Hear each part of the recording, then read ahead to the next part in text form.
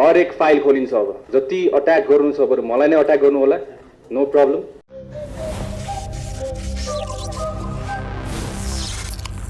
धेरैजना खुसी पनि हुनुहुन्छ होला, धेरैजना दुखी पनि हुनुहुन्छ जस्तो लाग्छ मलाई चाहिँ म आखिरी। अब we are here to stay, यो कुरा चाहिँ बुझ्नुपर्ने छ सबैजना। अर्को कुरा, जति पनि आरोपहरू मलाई लागियो, अहिलेदेखि लागेको होइन, जेनजी आन्दोलनदेखि लागिएको छ, म त ठेक्नु सकौँला। तर विशेष गरी आइन्दादेखि कुनै नागरिकलाई, नेपाली नागरिकलाई उनीहरूको अपमान गर्न, उनीहरूको चरित्र हत्या गर्न कसैले प्रयास गरेको खण्डमा गृह मन्त्रालय यसमा एकदम संवेदनशील भएर यो विषयलाई चाहिँ सिरियसली हामीले चाहिँ अबदेखि गृह मन्त्रालयले हेर्नेवाला छ। मलाई जे भन्नु छ नो प्रब्लम, म ठेक्नु सक्छु, जस्तो सुकै आरोप लगायो भने म ठेक्नु सक्छु। तर नेपाली नागरिकलाई, अरूलाई दुःख दिएको चाहिँ म हेर्न सक्दिनँ।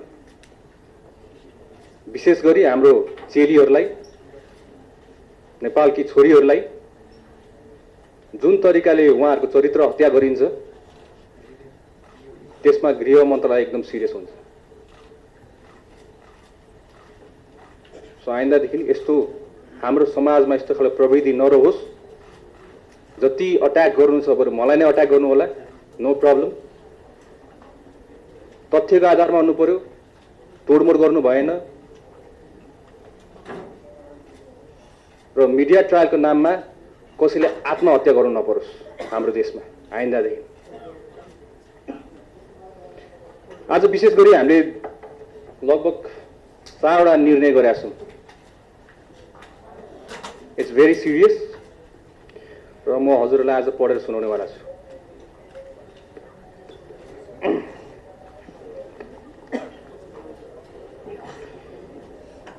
जेनजी आन्दोलनसँग सम्बन्धित घटनामा फौजदारी अभियोजन भएका मुद्दा फिर्ता गर्न सकिने नसकिने सम्बन्धमा छानबिन गरी सिफारिस सहितको प्रतिवेदन पेश गर्न विशेष कार्यदल गठन गर्ने पहिलो। दोस्रो, विक्रम सम्वत 2058 जेठ 19 गते भएको नारायण हिटी राजदरबार हत्याकाण्डका सम्बन्धमा यस अघि भएका अनुसन्धान प्रतिवेदन अध्ययन गरी थप छानबिनको प्रक्रिया अगाडि बढाउने।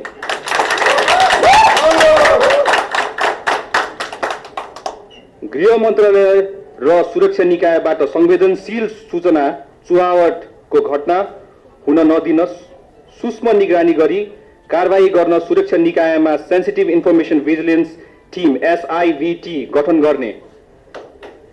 नेपाल प्रहरी अन्तर्गत रहेको केन्द्रीय अनुसन्धान ब्युरोलाई थप सशक्त र प्रभावकारी बनाउने। हाल प्रक्रियामा रहेका अनुसन्धानका फाइलहरूलाई शीघ्र टुङ्गोमा पुर्याउन निर्देशन दिने।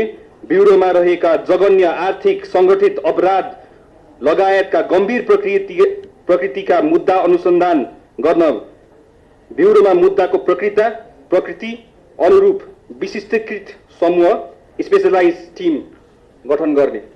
हरेक फाइल खोलिन्छ अब। Thank you so much.